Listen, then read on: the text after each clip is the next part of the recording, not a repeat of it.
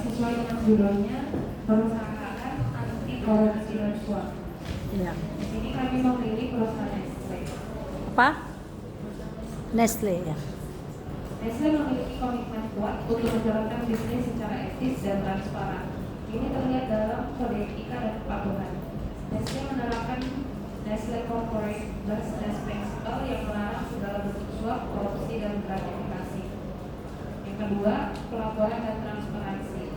Menggunakan sistem pelaporan pelanggaran atau integrity reporting system yang memungkinkan karyawan atau pihak eksternal melaporkan praktik tidak etis secara aman.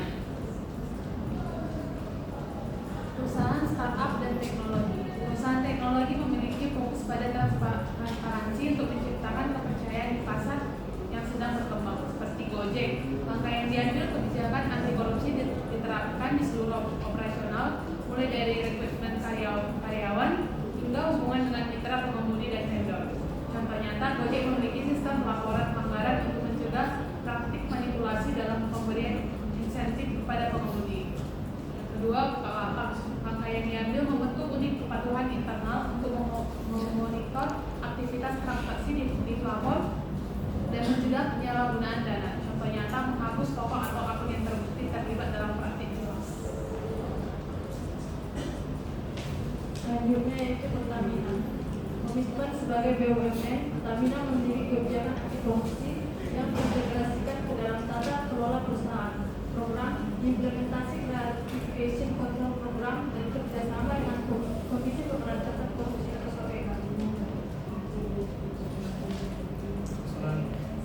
Untuk selanjutnya, salah satu contoh perusahaan yang anti korupsi dan anti suap yaitu Unilever. Mengapa Unilever Indonesia disebut anti korupsi, anti suap dan bersih? Yang pertama, kebijakan anti korupsi dan anti suap. Unilever memiliki kode of business principle yang secara eksplisit melarang segala bentuk korupsi, suap, dan gratifikasi dalam operasional bisnisnya. Kemudian semua karyawan, mitra bisnis, dan termasuk diwajibkan mematuhi kode etik tersebut. Yang kedua, sistem kepatuhan yang kuat. Perusahaan menjalankan program pelatihan reguler kepada karyawan terkait kepatuhan hukum dan kebijakan anti suap. Terdapat mekanisme white blowing yang memungkinkan karyawan dan mitra untuk melaporkan pelanggaran secara anonim.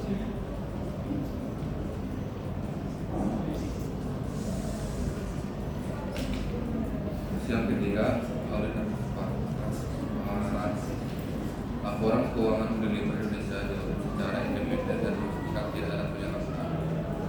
Memiliki kebijakan terbuka dalam pelaporan gratifikasi dan pengelolaan kompetisi penting. Yang keempat, penghargaan dan sertifikasi.